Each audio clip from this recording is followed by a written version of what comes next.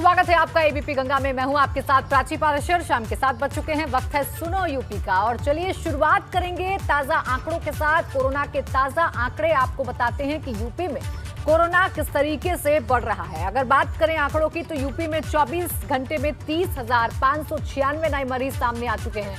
24 घंटे में 129 लोगों की मौत हो चुकी है और यूपी में अब तक कुल 9,830 लोगों की मौत भी हो चुकी है। एक्टिव केसों की जो संख्या है वो 1,91,457 पहुंच चुकी है।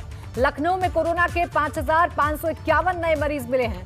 नोएडा में पिछले 24 घंटे में 700 नए मरीज मिले हैं। नोएडा में पिछले 24 घंटे में 3 लोगों की मौत भी हुई है।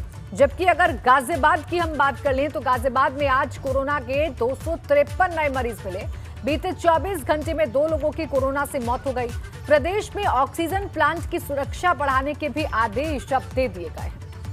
और इस बीच बड़ी खबर लखनऊ से। कोरोना मरीज ने सीएम से गुहार लगाई है। रोते हुए हाथ जोड़कर सीएम से मदद की मांग की है। पीड़ित का पूरा परिवार कोरोना संक्रमित है। पीड़ित को अस्पताल में बेड नहीं मिल पा रहा है। तो देखिए हालात कितने खराब हो चुके हैं कि जो मरीज हैं उनको बेड नहीं मिल पा रहा है। और अब एक मरीज ने, एक पीड़ित ने हाथ जोड़कर सीएम से गुहार लगाई है। सीएम से आस लगाई है कि उसे अस्पताल में बेड मिल जाए। क्या कुछ कहा है, सुनिए। ध्यान नहीं देते, बार बार कहने के बावजूद भी हमसे बदतमीजी से बात कर रहे थे। हम क्या करें, अब बताइए। ऐसी स्थिति में फिर वहाँ से हमको निकाल भी दिया गया और उसके बाद फिर मैं जाकर के एक प्राइवेट हॉस्पिटल में गया।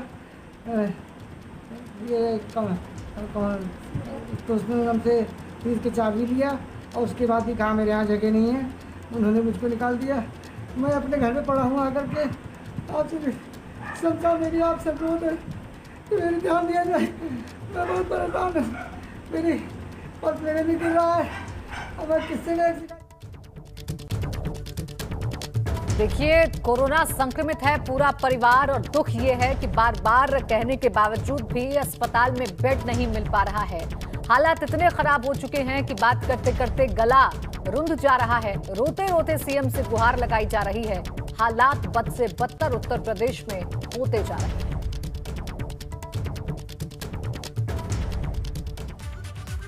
उधर कानपुर की बात करें तो मान्यवर काशीराम हॉस्पिटल में भर्ती मरीजों के वीडियो वायरल हुए हैं। मरीज बदतर चिकित्सा व्यवस्था का खुलासा कर रहे हैं। मरीजों को बेअसर सूखा ऑक्सीजन भी लगाया गया है। वीडियो में दिख रही है कि बिना पानी वाला ऑक्सीजन बोतल उनको दी गई है। वीडियो में मरीज ने बताया कि अस्पताल में बंधक जैसे हालात हैं, ना तो सही से इलाज मिल रहा है और ना घर जाने दिया जा रहा है। मरीज ने गुहार लगाई है कि वो रहना चाहता है जिंदा, इसलिए उसे डिस्चार्ज करें। डॉक्टर वो कर्ज लेकर भी घर पर इलाज करा लेगा। हालात खराब हो चुके हैं और अस्पताल में किस तरीके के हालात हैं ये मरीज बता रहे हैं। कानपुर के अस्पताल का ये मामला है, काशीराम अस्पताल का ये मामला है, जिसमें एक जो मरीज है वो वीडियो बनाकर ये बता रहा है कि हालात वहां पर कितने खराब हैं और इलाज के नाम पर एक भद्दा मजाक मरीजों के साथ किया जा रहा है। क्या कुछ कहा है, सुनिए। बीगू का टेप तक नहीं यहाँ पे मिलता है। तो कानपुर रेलवे का निवासी हूँ मैं। 13 तारीख से यहाँ पे भर्ती हूँ। यहाँ पे सब व्यवस्थाएं ऐसी हैं, कुछ नहीं, कोई सुनने वाला नहीं है। मैं इतने बार डॉक्टर से आग्रह कर चुका हूँ कि मुझे घर जाने दिया जाए। मैं यहाँ रहूँगा तो बचूँगा नहीं। बहुत बार बार कहने के कोई नहीं सुनने आता है। डॉक्टर तो खाली रीडिंग भी नहीं देखते हैं ढंग से। मैं बता रहा हूँ यहाँ मैं बचूँगा नहीं। और देखिए कोरोना वायरस की खतरनाक रफ्तार को थामने के लिए सरकार ने रेमडेसिविर इंजेक्शन के निर्यात पर रोक भले ही लगा दी है, लेकिन हालात जस के तस हैं। सरकार कोशिश कर रही है कि रेमडेसिविर इंजेक्शन देश के कोरोना मरीजों के लिए उपलब्ध हो, पर यहां तस्वीर दूसरी है। बिचौलियों ने इस इंजेक्शन की ब्लैक मार्केटिंग शुरू कर दी है। अस्पतालों में रेमडेसिविर इंजेक्शन की कमी हो गई है तो दवा की दुकानों में भी इंजेक्शन गायब हो चुका है। बीते दिन ही सरकार ने इस इंजेक्शन की डिमांड को देखते हुए इसके दाम में 2,000 रुपए तक की कमी की थी। इसके बाद ये इंजेक्शन 899 से 3,490 रुपए तक का बिक रहा है। हालांकि बिचौलिए इसकी ब्लैक मार्केटिंग कर रहे हैं और निजी अस्पताल एक इंजेक्शन का 21,000 से 35,000 रुपए तक वसूल रहे हैं।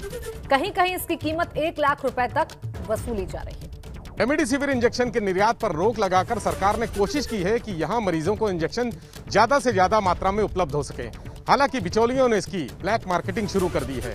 राजधानी की मेडिकल शॉप से रेमडेसिविर गायब है, अस्पतालों में भी इसकी कमी हो गई है। रेमडेसिविर इंजेक्शन 7 कंपनियां बना रही हैं, जिसमें सिप्ला, कैडिला, डॉक्टर रेड्डी, जुबिलेंट प्रमुख हैं। इसकी कीमत 899 रुपए से 3490 रुपए तक की है, लेकिन निजी अस्पताल इनके 21,000 से 35,000 रुपए तक वसूल रहे हैं। ये इंजेक्शन बाजार में नहीं है, बिचौलिए इसका फायदा उठा रहे हैं, ब्लैक मार्केटिंग हो रही है और अधिकारी आंखें मूंदे बैठे हैं। कैमरामैन पंकज निगम के साथ विवेक त्रिपाठी, एबीपी गंगा, लखनऊ। इधर यूपी के स्वास्थ्य मंत्री जयप्रताप सिंह का कहना है कि कोरोना की दूसरी लहर से अचानक वृद्धि से बेड की कमी हो गई है। केंद्रीय स्वास्थ्य मंत्री डॉक्टर हर्षवर्धन के साथ ऑक्सीजन और रेमडेसिविर की आपूर्ति को लेकर चर्चा हुई थी। वर्तमान में 200 एमटी ऑक्सीजन और 335 एमटी 30 अप्रैल तक चाहिए। देखिए, ये तो केसेस जो बढ़ते जा रहे हैं, ये तो एक वायरस है, उसको हम कंट्रोल नहीं कर पाएंगे। और सेकेंड वेव में जिस तरह से वायरस ने म्यूटेट करके अपने आप को बदला है, तो कभी कभी जीनोम सीक्वेंसिंग जो हम कराते हैं 10% पहले से भी कराते आ रहे हैं, उसमें भी कभी कभी पकड़ में नहीं आता। इसलिए बहुत सारे केसेस आपके ऐसे आ रहे हैं जो स्टार्टिंग में नेगेटिव दिखाते हैं और बाद में 1 हफ्ते 8 दिन के अंदर उनके अंदर सिम्टम्स आ जाते हैं। तो इस कारण से हम ये जो जिस तेज़ी से ये बढ़ा, उस तेज़ी से हमारे जो बेड्स की व्यवस्था जो पिछले साल के केसेस के मुताबिक था, जो पर्याप्त माना जाता था, वो इस साल पर्याप्त नहीं हुआ। इसीलिए माननीय मुख्यमंत्री जी ने काफ़ी तेज़ी से इसको बढ़ावा देने के लिए पीजीआई, केजीएमयू का भी लगभग पूरा उसको टेक ओवर करने के लिए बात हो गई, उसको परिवर्तित करके कोविड हॉस्पिटल बनाने के लिए। और अब अस्पतालों में साधारण मरीजों का भर्ती होना भी बंद हो गया है। मरीज लेकर अस्पताल पहुंच रहे लोगों का कोरोना जांच रिपोर्ट लेने के बाद ही भर्ती करने की बात कही जाती है, लेकिन आरटीपीसीआर जांच की रिपोर्ट 3 से 4 दिन में आ रही है। अब परेशानी उन तमाम मरीजों के सामने है जो कोरोना से इतर दूसरी गंभीर बीमारियों से जूझ रहे हैं, क्योंकि अगर उन्हें अस्पताल में भर्ती होना है, इलाज चाहिए, तो उन्हें आरटीपीसीआर की रिपोर्ट चाहिए। कोरोना संक्रमितों को अस्पताल में भर्ती कराने के लिए आरटीपीसीआर की रिपोर्ट जरूरी है, लेकिन ये रिपोर्ट पेंडेंसी के चलते जल्दी नहीं मिल पा रही है, जिस वजह से लोगों की मौतों का आंकड़ा तेजी से बढ़ रहा है। हम इस समय सिविल अस्पताल के सामने पार्क डायग्नोस्टिक सेंटर पर खड़े हैं, जहां पर एक्सरे टेक्नीशियन सूरज चौहान हमारे साथ हैं। हम उनसे बात करेंगे और जानेंगे कि आरटीपीसीआर की रिपोर्ट में क्या दिक्कत आ रही है। सूरज, आपके यहाँ कितने आरटीपीसीआर की जांच रोज होती है? सर 30 लोगों की कोविड आरटीपीसीआर की जांच होती है हमारे यहाँ पे, उससे ज़्यादा नहीं होती है। अभी क्या चल रहा है? अभी आज कितनी जांचें हुई हैं? आज हम लोगों ने ऑफ करा था। कोविड आरटीपीसीआर का पुराना पेंडिंग सैंपल था, जिनको मैंने रिकवर करने के लिए इसलिए रोका गया था। एक आरटीपीसीआर की एक जांच की रिपोर्ट कितने दिन में आती है? एक आरटीपीसीआर की रिपोर्ट आपकी 24 घंटे में आ जाती है हमारे यहाँ पे। अभी पेंडेंसी है, ज़्यादा है, बहुत सारी जांचें हो रही हैं, तो अभी रिपोर्ट आने में कितना वक्त लग रहा है? सर 2 से 3 दिन लग जाता है रिपोर्ट आने में, इसलिए थोड़ा समय लेकर चल रहे हैं हम लोग रिपोर्टिंग का। पेंडेंसी ज़्यादा है, बहुत ज़्यादा लोग आरटीपीसीआर जांच करा रहे हैं, इस वजह से मरीजों की अस्पताल में भर्ती नहीं हो पा रही है, और अस्पताल में भर्ती ना हो पाने की वजह से उनकी साथ तमाम मुश्किलें आ रही हैं, दिक्कतें आ रही हैं, ऑक्सीजन लेवल घट रहा है और कई केस में मरीजों की मौत भी हो रही है। ये स्थिति राजधानी लखनऊ में है, जहां पर आरटीपीसीआर की रिपोर्ट 1 दिन में आती थी, वहां अब 2 से 4 दिन लग रहे हैं और ये अव्यवस्था बनी हुई है। लैब की संख्या भी बढ़ाई जानी चाहिए और शासन के अफसरों को भी निजी लैब को ज़्यादा सुविधाएं देनी चाहिए, जिससे आरटीपीसीआर की रिपोर्ट जल्दी से जल्दी आ सके। कैमरामैन पंकज निगम के साथ विवेक त्रिपाठी, एबीपी गंगा, लखनऊ। बात कानपुर की, जहां कोरोना संक्रमितों की रिपोर्ट में लेट लतीफी अब भारी पड़ रही है। आरटीपीसीआर की रिपोर्ट 5 से 6 दिन बाद अब मिल पा रही है, जब मरीज की हालत बेहद नाजुक हो जा रही है। कानपुर नगर में पिछले 24 घंटे में 9 लोगों की मौत हुई है और 1977 लोग संक्रमित हुए हैं। कोरोना की बढ़ती रफ्तार को लेकर तमाम कदम उठाए जा रहे हैं, लेकिन कोरोना संक्रमितों की संख्या रोजाना बढ़ती जा रही है। कानपुर नगर की अगर बात की जाए तो पिछले 24 घंटे में 1977 नए कोरोना संक्रमित मिले हैं और 9 लोगों की मौत हो गई है। इस बीच एक बड़ी बात निकल करके सामने ये आ रही है कि जो जांचें हो रही हैं उनमें इतना बड़ा इंटरवल यानी समय इतना ज़्यादा लगा दिया जा रहा है कि लोग परेशान हो रहे हैं और परेशान होने के साथ साथ उनकी मृत्यु तक हो जा रही है।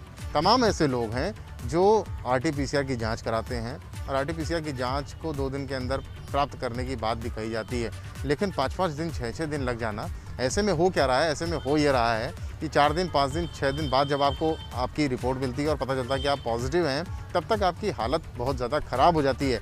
और ख़राब होने के बाद जब आप हॉस्पिटल जाते हैं तो तमाम हॉस्पिटल कानपुर शहर के या कहीं के भी आपको एडमिट करने से मना कर देते हैं और उसके बाद आप दर-दर भटकते हैं और सड़कों पर लोग दम तोड़ रहे हैं। कानपुर नगर ही नहीं, हर जगह की तस्वीर यही है। अगर रिपोर्ट वक्त पर मिल जाए तो लोगों की जान बचाई जा सकती है।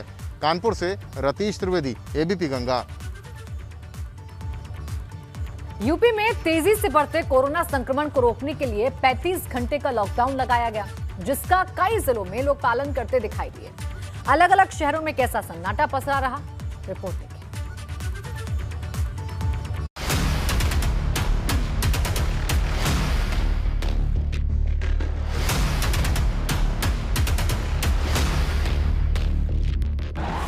ये सड़कें कभी गुलजार हुआ करती थी, इन सड़कों पर चहल पहल दिखा करती थी, लेकिन कुछ घंटों के लिए ही सही ये सड़कें वीरान हैं। और जो इंसान इन सड़कों पर निकला करते थे, ये वीरानी उन्हीं इंसानों की जान को बचाने के लिए लगाए गए 35 घंटे के लॉकडाउन की कवायद का हिस्सा है।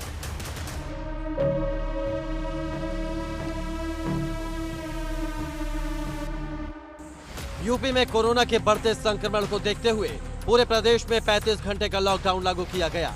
इस दौरान सड़कों पर सन्नाटा छाया रहा। एक बार फिर वैसी ही तस्वीर नजर आई जैसी पिछले साल कोरोना संक्रमण को रोकने के लिए देश भर में लॉकडाउन के दौरान दिखाई दी थी। यूपी के अलग अलग जिलों से सन्नाटे की तस्वीरें सामने आई। नोएडा, देश की राजधानी दिल्ली से सटे नोएडा की बात करें तो शनिवार रात 8 बजे से सोमवार सुबह 6 बजे तक लागू लॉकडाउन का यहां काफी असर देखने को मिला। रविवार की सुबह सड़कें सुनसान दिखाई दी। बहुत ही जरूरी हुआ तो कोई सड़क पर दिखाई दिया। वहीं पुलिस भी सुबह सुबह सूरज निकलने के साथ ही सड़क पर मुस्तैद दिखाई दी। कन्नौज, गलियों में सन्नाटा, सड़कों पर छाई वीरानी। ये तस्वीरें कन्नौज से सामने आई हैं। यहाँ भी जैसे ही नाइट कर्फ्यू लागू हुआ तो शहर थमसा गया। एबीपी गंगा संवाददाता नित्य मिश्रा ने जिले में नाइट कर्फ्यू और लॉकडाउन के हालात का जायजा लिया। इस दौरान सभी दुकानें तय वक्त पर बंद मिली। अलीगढ़, ये अलीगढ़ है।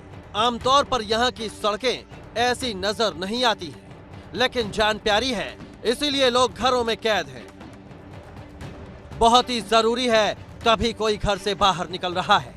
गलियां खामोश हैं और दुकानों पर मजबूरी का ताला लटका हुआ है। हालांकि दूध दही जैसी जरूरी सामान की दुकानें खुली भी हैं, लेकिन ग्राहक एक आध ही दिखाई दे रहा है। बिजनौर, बिजनौर का मेन मार्केट, जिसे सदर बाजार के नाम से भी जाना जाता है, यहाँ ग्राहकों से दुकानें पटी पड़ी रहती हैं, लेकिन लॉकडाउन के चलते दुकानें बंद हैं और ग्राहक नदारद हैं। इतना ही नहीं, कोरोना का खौफ ऐसा है कि गलियां तक सुनसान पड़ी हैं। देवरिया, देवरिया में भी इस 35 घंटे के लॉकडाउन का पूरा असर देखने को मिल रहा है। यहाँ सड़कों पर सन्नाटा है, दुकानें बंद हैं और सार्वजनिक वाहन खाली घूम रहे हैं। मजबूरी ही सही, लेकिन जान है तो जहान है का मंत्र ध्यान में रखकर लोग इस लॉकडाउन को सफल बनाने में जुटे दिखाई दिए हैं।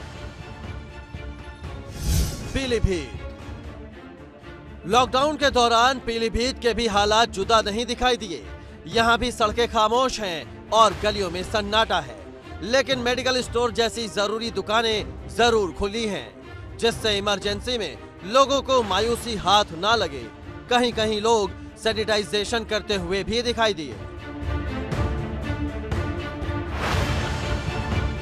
ये खामोशी और सन्नाटा जिंदा रहने के लिए जरूरी है, क्योंकि जब तक बेवजह लोग सड़कों पर नहीं निकलेंगे, घरों में ही रहेंगे, तो सलामत रहेंगे।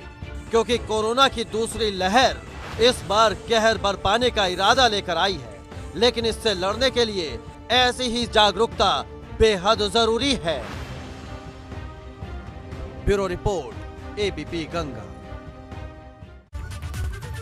और फिलहाल एक छोटा सा ब्रेक यहां पर ले रहे हैं, फौरन लौटें।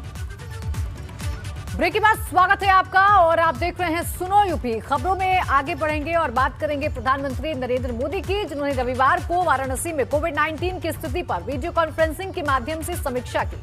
कोरोना संकट से निपटने के लिए प्रधानमंत्री ने टेस्ट, ट्रैक और ट्रीट का मंत्र देते हुए कहा कि पहली लहर की तरह इस बार भी वायरस से जीतने के लिए यही रणनीति अपनानी होगी। कोरोना से बचाव तथा संक्रमित मरीजों के समुचित उपचार के लिए टेस्टिंग, बेड, दवाइयां, वैक्सीन और मैन पावर आदि की जानकारी ली। उन्होंने जनता को हर संभव सहायता त्वरित रूप से उपलब्ध कराने के लिए अधिकारियों को निर्देशित किया। चर्चा के दौरान प्रधानमंत्री ने विशेष रूप से जोर देते हुए कहा कि 2 गज की दूरी, मास्क है जरूरी का पालन सभी लोगों को करना है।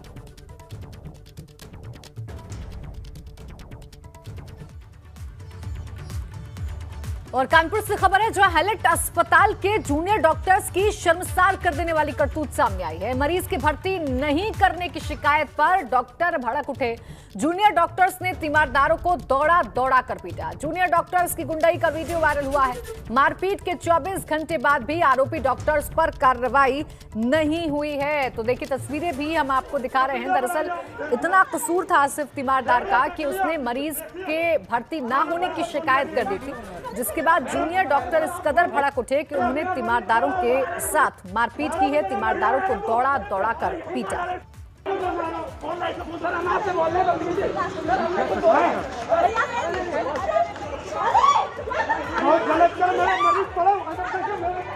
आप लोग पब्लिक या वीडियो बनाइए, आप देखिए देख लिया, आप देखिए 100 नंबर पर फोन करिए।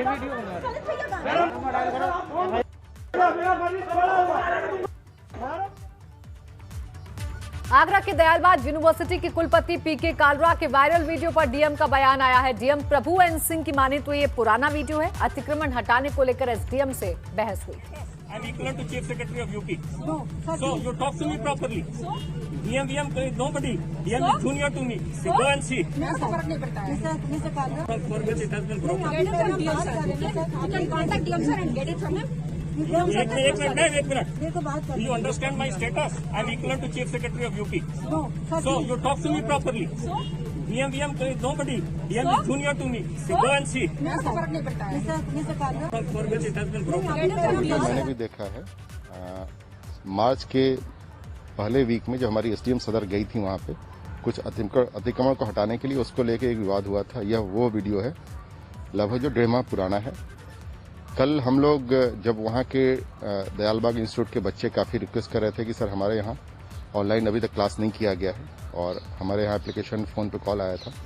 अपनी टीम को लेकर के जब हम कल मास्क का कैंपेन चल रहा था तब गए थे वहाँ। उनको पहले बताया गया था, जिस समय हम लोग पहुँचे थे उन्होंने अपने बोर्ड पे लगा रखा था कि अब क्लासेस ऑनलाइन ही होंगी, आगे से ऑफलाइन कोई क्लासेस नहीं होंगी। अतः उनको बता करके कि साहब जो कोविड केसेस बढ़ रहे हैं, कृपया करके अब सारे काम ऑनलाइन करें। और इसी के साथ सुनो यूपी में बस इतना ही। आप बने रहिए एबीपी गंगा के साथ।